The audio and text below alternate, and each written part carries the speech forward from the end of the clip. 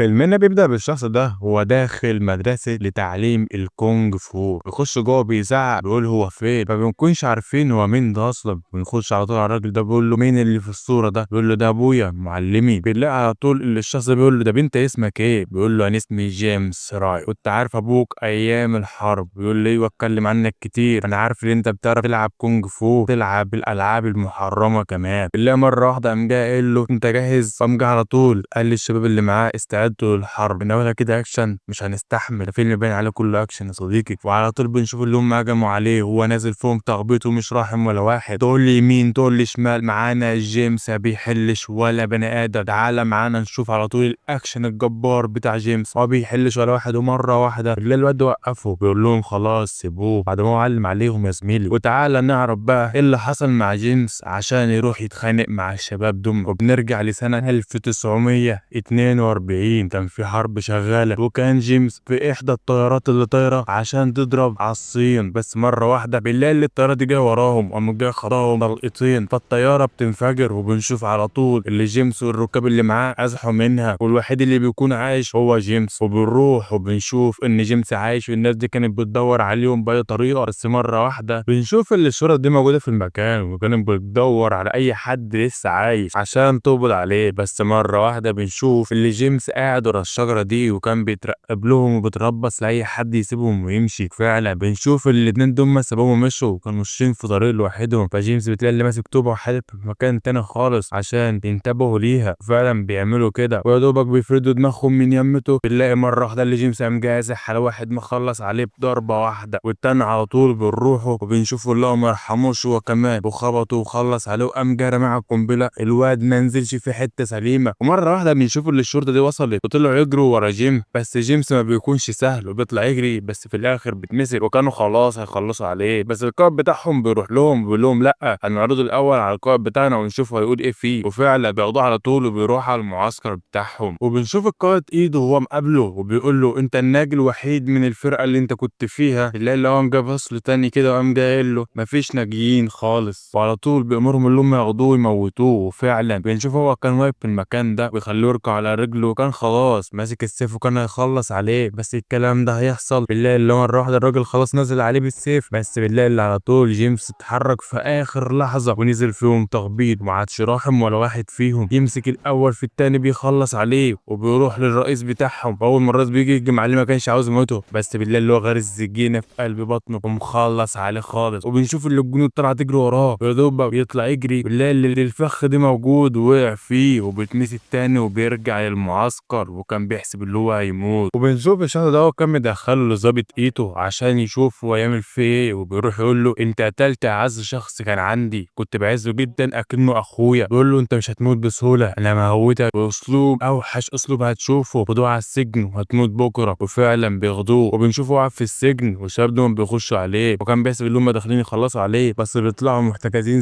زيهم. بيفضل يحكي له على اللي بيحصل هنا، بيقول له احنا كل يوم واحد بيتاخد مننا يموت ما نعرفش عنه اي حاجه. فالشخص ده بيقول له اعمل حسابك السجن ده لقائد. قام قال لا ما تقوليش كده، انا كده مش هطول، ده انا اخر يوم ليا بكره معاك. وبيقول له الله اعلم لسه ايه اللي هيحصل فيه. وعلى طول بنشوف اللي تاني يوم جه وكان جيمس في نص المكان وبيطلع على طول ايده بره وبيفضل قاعد حبه كده وبيدي اشاره للعسكري اللي معاه، والعسكري بيطلع سيفه. قلنا خلاص بنحسب اللي جيمس خلاص هيموت، بس العسكري بيقوم قاعد على الحب بيقوم جاي مرجعينه ورا على طول. وإيده بيقول طلعوا الثلاثه المذنبين، وفعلا بيشوفهم مطلعين الثلاثه دمت. وبيبدا يقول الثلاثه دمت لقيت في السجن بتاعهم اكل زياده عن المعتاد وبيكونوا خالفوا القوانين، تعال نحاسبهم عشان يكونوا عبره للكل. وقوم جاي نادى على واحد من عندهم من الجيش وبيقول له اطلع، وفعلا بيطلع. وبنشوف على طول اللي الاكشن بدا وما عادش راحم ولا واحد يجي يجري عليه عشان يضربه. بس الكلام ده يحصل بيلاقي اللي مره واحده برجل واحده مخلص عليه، بينزلوا تخبطوا في بعض وما عادش راحمهم حرفيا، نازل تخبطه مش راحم ولا واحد. ومره واحده بنشوف اللي هو مسك دراع الواد ده وبيستنى بس ياخد الاشاره من القائد. وفعلا القائد بيديله الاشاره اللي قام جاي مخلص عليه ويمسك الواد التاني يفضل يضرب في وشه لما يخلص عليه. مره واحده بنلاقي هم بيزقوا جيمس قدام وجيمس بيطلع قدامه بنلاقي الراجل رايح يجري عليه، بس الكلام ده بيفرق مع جيمس، هي رجل واحده بيخلص عليه. امال كنت عاملينها فرقه لوس الوقت ليه يا صح. وبنشوف مره واحده اللي بص على طول للقائد ايتو قام جاي مسك القبضه بتاعته وخابطها على دماغه مخلص عليه خالص. وكان ايدو زعلان جدا. مره واحده بنشوف اللي هو قام جاي داخل جوه والقائد تبعه دخل وراه وراه، وكان بيكلمه باسلوب وحش جدا عشان خاطر اللي جيمس خلص على المقاتل بتاعه، وبيقول له عايزين نخلص عليه في اقرب وقت. بالله قام جه بص بصه كده، قام جاي مسكته خالص، وقام قال له ما تخافش هو اخره معانا بكره. وبنروح لجيمس وكان وقتها قاعد مع الشباب دمت، واحد منهم بيساله بيقول له انت منين بالظبط؟ من بريطانيا. بيقول له انا ما كنتش قاعد في بريطانيا، انا كنت قاعد مع ابويا في اليابان عشان الشغل كله هناك، واول ما مات سبته ورحت ايطاليا، بس كنت بتعلم هناك الفنون القتاليه. وعلى طول بيشوف اللي الجنود داخل عليه، وقام جاي واخداه وطلع قبل ما يكملوا كلام. فبيروح على طول لقيته، ويته بيقول له انت محارب جامد، بس انت متعلم الكلام ده كله فين؟ بيقول له انا لفيت العالم كله، محدش يعرف انا رحت فين ولا جيت منين، قال لي انا وبس، فتعلمت عند معلمين كتير قوي الفنون القتاليه دي. وبنشوف اللي ايده معرفش يطلع منه بكلمه حرفيا يا صديقي، قام جاي ماسك السيف ومعوره تعوره بسيطه من وشه، وبيقول له اعمل حسابك انت بكره كده كده هتموت. وبنشوف على طول تاني يوم جه، وكان في ناس كتير بره بتشجع جيمس. الكيش اللي بره فتح له الباب وطلع على الحلبه، وكان بينافس ثلاثه، ومره واحده بالليل القائد ادالهم مشاره ونزلوا ضاغبين في بعض، ما عادش راحم ولا واحد فيهم حرفيا، وما عادش واحد ناقد يعمل معاه اي حاجه يا صديقي. 3 على 1 بس، نينجا جبار ما يعرفش معنى الرحمه، نازل فيهم تخبيط يمين في شمال في شمال في يمين، ما رحم ولا واحد يا صديقي. تقول لي لو مسك عصفوره هيموتها، يعني هيموتها، وكان خلاص هيخلص على الواد ده، بس ما بيرضاش ويبعد عنه، وبيكون كده فاز بالنزال. بنشوف على طول اللي ايده ادت التحيه، وقام جاي داخل جوه وكان متغاظ جدا. وبنروح بعدها على طول لجيمس وهو قاعد مع زملاته، واحد من زملاته بيقول له انت ليه ما قضيتش عليهم؟ وقبل ما جيمس يتكلم بنسمع ان في ضرب نار بره، وطلعوا عشان يشوفوا بالله على طول اللي هم قتلوا الثلاثه اللي خسروا من جيمس، واللي كان امر بكده هو ايتو. وبنرجع تاني لجيمس وكان بيتفق معاهم على خطه ما تخرش الميه، وبيقول لهم مش في 3 اجهزه ارسال فوق على البرج؟ بيقولوا له ايوه فعلا في 3 اجهزه على البرج. بيقول لهم خلاص هنعمل خطه بكره ما تخرش الميه، ما نكونش عرفنا ايه الخطه ديت يا صاحبي. وبنشوف على طول تاني يوم اللي جيمس راح الشغل عادي، وكانوا شغالين وكلهم كانوا مركزين ساعتها مع بتاع البرج، ومره واحده بيجي الشخص ده وبيخش عندهم بيعمل مشكله مع عامل منهم، وبالليل الشرطه كلها اتجمعت عليه، وبتاع البرج حتى نزل من فوق عشان يشوف فيه ايه. اول ما بينزل بنشوف على طول اللي جيمس طلع فوق وخد التليفون ده، وبنروح تاني للعريكه وشرطه منهم بيضرب طلقه في الجو عشان الكل يخاف ويسكت، وفعلا بنشوف اللي كلهم سكتوا بيرجعوا تاني لشغلهم طبيعي. كان جيمس قاعد في المكان ده، وبنشوف اللي مره واحده جه يطلع لقى البت دي في وشه، كان بيحسب خلاص الخطه بتاعته كلها اتكشفت. وكان ساعتها الحارس جاي عليها وجاي يتغزل فيها، بس هي بترفض، يقوم جاي خابطها بالقلم وسابها وماشي. وقتها بتسال جيمس بتقول له هو انت اللي جاي تنقذنا؟ قول لها انا هعمل اللي على وسعي، وبتسيبه وبتمشي. وبيقوم جيمس يشتغل عادي خالص، واليوم بيخلص على كده. بنروح لهم بالليل وكانوا بيتفقوا يعملوا كل حاجه تاني يوم بالليل برضه، بس مش عارف يعملوها ازاي. بنروح لتاني يوم وبنشوف اللي لقيته كان بيتكلم في نص الساحه، وبيقول في 2 طفشوا، وبدا يشور. بيرجع الواد اللي ورا وبيكون ده فعلا اللي هو الطفشان، وقام جايبه قدامه بيقول له انت لو ما جبت صاحبك اللي كان معاك انا هخلص عليك انت لوحدك. بالله اللي قام جاي مشاور على صاحبه ومطلعه، اي نادي تعمل كده في صاحبك عشان بس ما تموتش، ما تموت لوحدك يا عم. وفعلا اول ما بيطلع بنشوف على طول اللي هم نفذوا حكم الاعدام وقطعوا دماغه حرفيا، وكان الكل مصدوم. وبنروح لجيمس وهو كان قاعد مع صاحبه ده، وبيقول له قول لي ازاي بس هنطلع ومالكش دعوه باي حاجه، ولو اتمسكت مش هقول اي حاجه. وما كانش راضي وكان خايف اللي هو يموت. فجيمس بيتحلى حبه وفعلا بيقول له، وفعلا بنشوف بعدها على طول اللي جيمس بدا يجهز السرير بتاعه عشان لو حد دخل فتش ما يعرفش اي حاجه، ويفتح الحتتين دمت وكان مجهزهم وبيطلع من تحت. وفعلا بيبدا يسحر زي القرد بالظبط، كل ما يخلص من حاجه يشوف جنود كتير متركزين في حته تانيه، وفعلا بيهرب منهم بالشياكه ويروح تاني للسجن بتاعه. والمراقب داخل يشوف هل كل سجين نايم في مكانه، ويبدا يفتش وبيروح عند جيمس ويكون شاكك بنسبه 50% اللي هو مش موجود، وبيروح وبيكشف البطانيه عنه وبيشوف اللي مكانها الجزمه، وبيعرف اللي هو نايم فعلا مكانه، ويقوم جاي مقتنع وساوي وطالع. وبنروح لجيمس تاني هو كان بيسمع حاجات غريبه جدا، صوت مختلف عن نبرته، اللغه الهنديه يا زميلي، ما كناش فاهمين اي حاجه من اللي بتتقال ولا هو كان فاهم برضه. وبيرجع تاني للسكن ولا اي حاجه حصلت، بيصحى تاني يوم وبيروح الشغل، ومره واحده هو في قلب الشغل اللي كنت بتيجي تاخده بتقول له القائد ايتو عاوزك. وفعلا بيروح له وبيقول له انت تعرف ايه عن اللغه الهنديه؟ بيقول له انا اعرف بس الامريكيين هم اللي بيستخدموها. بيقول له لا، عاوزك تقول لي اي حاجه انت تعرفها عن اللغه الهنديه. بيقول له انا هستفاد ايه؟ بيقول له انت مش هتموت. بيقول له لا انا مش هفيدك باي حاجه، وبيكون ايده متغاظ جدا. فعلى طول بيشوف اللي جيمس كان مربوط بره هنا، وكان باين عليهم اللي هم يعذبوه. ومره واحده بنشوف الليتو بيرجع يقعد على الكرسي، ويبدا في جرس اللي هو يرن، واول ما بيرن بينزلوا تخبيط فيه جيمس ما كناش راحمينه حرفيا، وبيبدا يتألم جدا، ويفضلوا يضربوا فيه ويضربوا لما جيمس خلاص بيكون فاض بالامر وبينزل على الارض من الوجع، وبيروح عشان يفوق. ودي بيكون اكبر غلط هم عملوه. اول ما بيفكوه بنلاقي الاتنين رجعوا ورا وواحد بيفضل يضرب فيه، بس الكلام ده ما بيدومش. بنلاقي مره واحده اللي جيمس اتطلع عليهم وكان قايم متغاظ جدا، والكلام ده ما بيحصلش بس اللي عندي هنا بس في الموت. وبنشوف اللي هو نزل فيهم تخبيط وما عادش حد نهض عليه، مفيش الواد دي بس بيكون غشيم حبتين، بس الكلام ده ما بيفرقش مع جيمس. بنشوف اللي هو نازل في تخبيط هو كمان، وكان خلاص هيخلص عليه بس بيقوم جاي سايبه وقايم، وكان ايته متغاظ جدا. وبنشوف اللي الجندي ده راح قام جاي خابط جيمس بظهر السلاح على دماغه، وبنشوف على طول اللي ايته عشان يفرغ غضبه بيروح يقف هنا وبيخلص على كام واحد من اللي واقفين. وبنشوف بعدها على طول اللي جيمس اغمى عليه وبيفوق تاني يوم وهو في المستشفى. وكانت اللي بتراعيه البنت دي اللي كانت كشفته قبل كده، هو كان واخد التليفون منهم. بدأوا يتكلموا بعض وجيمس بيسألها بيقول لها هو انت اسمك ايه؟ بتقول له تاليزا. وفعلا بيبدأوا يتكلموا، بيقول لها انت ساكنه هنا صح؟ بتقول له ايوه. بيقول لها انا عاوز اعرف اي حاجه عن المكان عشان نهرب. بتقول له المكان ده عباره عن ادغال وبس، مفيش اي حد حي قصادك اللي هو يساعدك حتى تهرب. وكان لسه راح يقول لها على كلام مهم عشان يتبعوه، بس الجندي ده بيقطع اللحظه ديت وبيقول لها انت بتعملي ايه؟ بتقول له خلاص استريح انت. فعلا بتاخد بعضها وبتمشي، وكان نايم وايته بيجي يصحيه وبيقول له اللي في علمك انت هتستريح النهارده. وقام جاي على طول جيمس قايل له وهموت بكره. عرفنا الشريحه اللي انت كل يوم تقولها لنا ما بيحصلش اي حاجه. بيقول له انت ليه بتعمل معاها كده؟ بيقول له انت مقاتل جيد والمدرب بتاعك اكيد فرحان اللي هو دربك. بيقول له انا عاوزك تحارب جنبي حتى في الحرب اللي هتحصل دي. وبيبقى ساعتها في انفجارات جنبهم، ويمس بيقول له قربوا عليكم ويخلصوا عليكم واحد واحد. وفعلا ايته بيسيبه ومشي هو واللي كان معاه. وبنشوف على طول بعدها جيمس اللي هو راح الغرفه بتاعته اللي كانت في السجن، والكل كان بيسأل عليه وكان بيحسبه اللي هو اتعذب فعلا، بس بيقول لهم لا يا جماعه كل حاجه تمام. وفي ساعتها بيشوف الواد ده بيقول ده في رساله جايه للقائد ايتو وجت عندنا بالغلط، وبداوا يقراوها وبيقولوا اللي هو في حرب هتشمل بينهم وبين امريكا، فاكيد عاوزين الجنود والسجناء اللي معاهم بيخش معاهم في الحرب دي. عشان كده كان ايتو بيكلم جيمس اللي هو يخش معاه في قلب الحرب. وبعدها على طول بنشوف اللي جيمس والراجل ده كانوا بره معاهم واحد تالت. بنشوف على طول اللي هم كانوا عاوزين يبطشوا من مكان معين، بس بيكون في جنود كتير بيروحوا على المكان ده، وبيكون في جندي خلاص شافهم بس بيخلصوا عليه، ويكونوا الجنود سمعوا الصوت بس ما بيركزوش عشان بيكونوا شربانين لما سكرانين. واحد منهم بيروح عشان يشوف ايه اللي بيحصل، فاول ما بيروح بيلاقي اللي جيمس هدته لو اتكلم انا هخلص عليه. وفعلا الراجل ده ما بيتكلمش، هو اللي بيقوم جاي قايل لهم خلاص امشوا انتوا. وفعلا بيمشوا وبيروح يجيبوا التالت بتاعهم ويروحوا يقعدوا على طول في الاوضه. وبنشوف بعدها على طول اللي الجنود راحت لهم وبدات تعد الاوضه فيها كام. فعلا بيطلع اللي هم كلهم مظبوطين وقاعدين في الاوضه. وتاني يوم على طول بيجي وكان ايتو مجمعهم كلهم في قلب الساحه، وكان واحد صاحب جيمس قاعد بره وكان بيقول اللي ده هو اللي خرج. بس مره واحده اول ما ايتو يجي يتكلم قام جاي جيمس قايل له انا اللي كنت بره. فعلى طول بنشوف اللي ايتو راح لجيمس وبيقول له انت متاكد انت اللي رحت؟ بيقول له ايوه. بيقوم جاي جايب له واحد من اللي كانوا معاه من السجناء وبيقول له اعمل الحركه المحرمه عليه. فجيمس بيقول له ما بعملش على حد لا حول لي ولا قوه. فعلى طول ايتو بيتعصب وبيخلص على الواد اللي كان قدامه. وعلى طول بنشوف اللي الاكشن بدا، والواد اللي كان صاحب جيمس نازل فيهم تخبيط ما بيكونوش حلينه حرفيا، والواد بيكون على اخره ومش ناضي اللي هو يتخانق معاه. بعدين الجيمس يا صديقي بيكون نازل فيهم تخبيط ويقوم جاي على الواد دي من رقبته بيطلع اللحمه في اسنانه. مش عارف هو استحمل الحوار ده ازاي، بس نكمل. وبنشوف على طول اللي هم نازلين في بعض تخبيط وبيمسك الاتنين دول ما تتقشبهم في بعض ويغوطهم على طول في الجدار ويقع بيهم على الارض. على طول ايته بيقول لهم اقفوا، وبيكون الواد مش رايحهم حرفيا نازل فيهم تخبيط، والكل بيطلع يجري على الوقت ده وبيقوم جاي يقول له خلاص اقفوا. فعلا كلهم بيقفوا. وبنشوف بعدها على طول اللي جيسون وايتو كانوا فين مع بعض، وكان ايتو بيستفز الكلام كتير جدا وبيقول له انت ضعيف ما عندكش اي حاجه انت تعملها. وكان ساعتها البنت تليزا هي اللي بتعالج ايده وبيقول له انت لو راجل اضربني ضربه واحده بس فنديك اللي في النصيب. وبيكون ايده فعلا مش عاوز يعمل كده عشان بيكون خايف منه جدا، بس في الاخر بيخلوا الجنود بتاعه يمسكوه ويخبطوا بالروسيه. تصدق ان انت جبان يا ابني. وفعلا بيطلعوه بره. وبنشوف بعدها على طول اللي ايته كان قاعد مع الشباب دمت وبيقول لهم احنا لازم ننفذ المهمه النهارده وبالليل بالذات نعمل اي حاجه وننفذها. والكل بيكون مستغرب اللي هو بيقول الكلام ده مع ان ده كل ما كانش وقته، فبيكونوا مستغربين جدا منه. وساعتها بيقولوا له لا ما ينفعش الكلام ده. بيقول لهم لا لازم النهارده بالليل نعملها. وفعلا بيشوفوا على طول بالليل وهم بيتفشوا وطلعوا بره السياج بتاع المعسكر، وبيطلعوا التليفون اللي معاهم بيتصلوا بالجنود الامريكيين وبيكلموهم ساعتها وبيقولوا لهم احنا قاعدين في المعسكر ده ومسجونين، ويقدروا يديلهم اشارات معينه عشان يعرفوا اللي هم امريكيين فعلا. وعلى طول بنشوفهم اللي فرحانين ورجعوا تاني لمكانهم. واول ما رجعوا بيعرفوا اللي كلهم مش موجودين في السكن بتاعهم، وكلهم بيكونوا مستغربين جدا. ومره واحده الجنود دول بيخش عليهم وبيثبتوهم، وهم جاي منزلوهم على ركابهم. بالله مره واحده اللي هم جايين خابطينهم على دماغهم واغمى عليهم، بيصحوا تاني يوم على انفجارات كتير جدا وما كانوش عارفين اللي بيحصل، مش عارفين يفكوا نفسهم. بس مره واحده بنلاقي اللي تاليزا دخلت عليهم ومش سايباهم وقالت لهم كل اللي حصل بره، فكتهم وقتها وبيبداوا ده اللي هم يعملوا خطه مع بعض ويمشوا على الخطه بالظبط. اللي هم مره واحده اللي هم راحوا البرج ده كانوا عاوزين يوصلوا للاسلك باي طريقه عشان يكلموهم تاني. وبنشوف على طول اللي كان جيمس اللي رايح، بس لقيتها بتقول له سيب المهمه دي، وفعلا بيسيبها بيطلع تمسكن عليهم. وعلى طول الحارس اللي فوق بيجي يطلع يجري، اكيد ده بنات هيجري عليهم، امال يجري على الشباب يعني. تاليتا بتقوم جايه ماسكاه ومخلصه عليه على طول، وجيمس والواد اللي معاه بيطلعوا فوق وفعلا بيديلهم الاشارات الجديده. وبنشوف ساعتها جيمس واصحابه في خطر وكانوا خلاص هيتقتلوا، بس هيسيبهم يتقتلوا. بنلاقي مره واحده اللي هو شغل وضع الوحش اللي عنده يا زميلي، ونازل فيهم تخبطه ما عادش راحم ولا واحد فيهم، وكله بينزل تحت تخبط في بعض. وكان خلاص الريس ده راح يموت الراجل ده، وقعدوا يخبطوا ببعض حبه، بس زميله بيجي يلحقه على اخر لحظه وبينزل فيهم تخبيط. ضل يضربوا ببعض حبه، بس اللي بيكون مسيطر في الاول هو القائد الصيني يا زميلي، بيكون نازلين فيها تخبيط. بس الكلام ده ما بيطولش والايه تتقلب 180 درجه ونازل فيهم تخبيط، بس يجي خلاص عشان يموته بنلاقي اللي في كام رصاص خرجت جسمه يا زميلي وكان مات، وكنا زعلانين جدا عليه. بس مره واحده بنلاقي اللي جيمس قام بالموضوع كله ودخل على طول على القائد بتاعهم اللي هو ايتو، ما بيكونش صابر عليه لحظه اللي هو يتنفس حتى يا صاحبي، ونازل فيهم تخبيط. وكان ايتو فرحان جدا اللي هو بيتخانق معاه. وعلى طول بنلاقي اللي جيمس خد ايده بره وبيقدر يضرب فيه لما كان خلاص هيموته، بس صاحبه بيقول له يلا عشان خلاص الوقت خلاص هيخلص مننا. وباللهم اللي هم طلعوا يجروا فعلا وراح يركبوا الطياره ديت، وكانوا خلاص الجنود جايين يخلصوا عليهم. بس الطيارات دي على طول بتيجي تخلص على الجنود كلها. وعلى طول بنشوف اللي الطياره التانيه جت خدت جيمس واصدقائه وطاروا بعيد جدا. وبنرجع تاني لوقتنا الحاضر وبنشوف جيمس واقف مع ابنيته وكانوا بيتكلموا، وابنيته بيقول له انا عاوز اشوف الوضع المحرم اللي ابويا قال عليه. كان ايده رافض في الاول، فابنيته على طول بيقول لهم كلكم اطلعوا بره، وفعلا بيبداوا اللي هم يتخانقوا مع بعض. وفي الاخر ابنيته بيقول له خلاص وريني انت خلصت عليا، وعلى طول بيروح عشان يديله الضربه لاطيه بس ما بيرضاش. وابنيته بيقول له ابويا كان سايب لك حاجه وعارف ليه تيجي تاخدها، وفعلا بيديله الميداليه بتاعته. وبس كده وصلنا لما الاخر فيلمنا. لو الفيلم عجبك ما تنساش اللايك والاشتراك في القناه عشان يوصلك كل جديد، ولو اتبسطت في الفيلم ده قولي تحت في الكومنتات. اشوفك فيديو جديد. سلام.